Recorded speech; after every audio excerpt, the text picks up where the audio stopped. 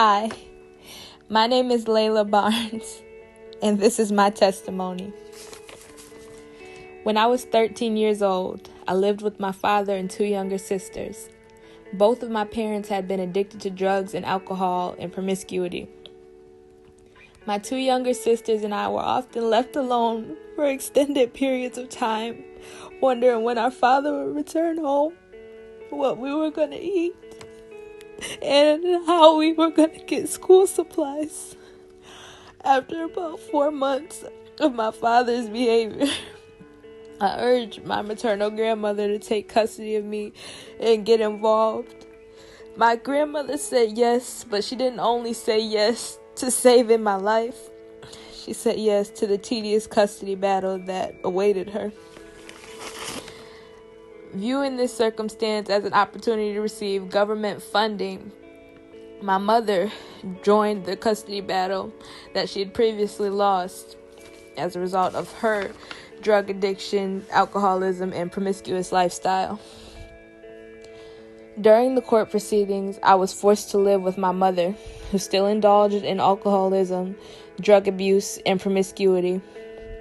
But I had received from the Lord that I would live with my grandparents despite current circumstances, and I held fast to that word. I had faith in what the Lord was going to do, although I hadn't even committed my entire life to Him at that point. I just trusted that He would turn this situation around for me. I didn't know how to properly have a relationship with the Lord and to glorify Him with my entire life and how to yield everything to Him, but I quickly learned. In April of that same year, my maternal grandparents were awarded custody of me, and my two younger siblings were placed into the custody of their desired family members. I don't know where I would be had the Lord not divinely intervened for me in my circumstance, but I am forever grateful that He did.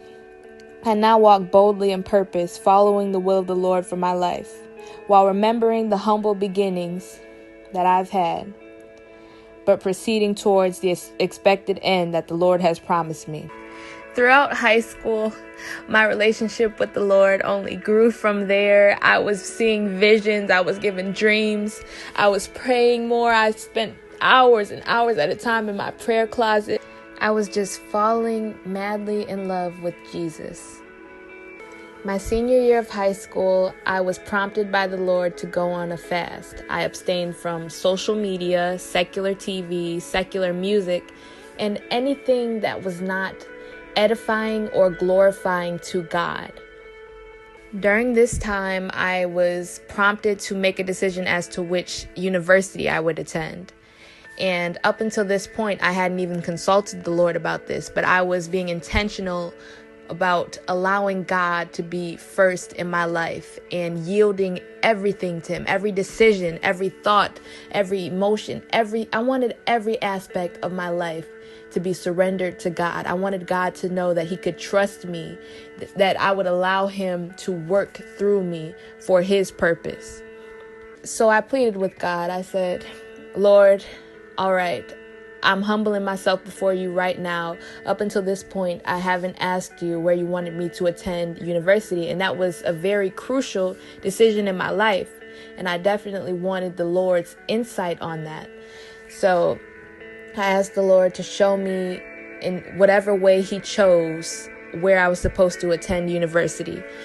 And within an instant, I closed my eyes and I saw a vision of the big purple eagle, which is the mascot of Niagara University, in their gym, which I had previously been in. And I opened my eyes and said, Lord, all right, if this is from you and I did not just imagine this, I need you to show me again. So the Lord showed me the same thing twice now. And I said, okay, Lord, all right. If this is really you, will you please show me the same thing one last time? And He did. So I committed to Niagara University, and the Lord worked it out that I would have an $80,000 scholarship. Not only that, but through generous donations from family and friends, through other avenues of scholarships, and one in particular, the Potter's House Church awarded me with the Kingdom Carrier Scholarship. of $20,000, and all of my expenses for college were paid for. The Lord did that.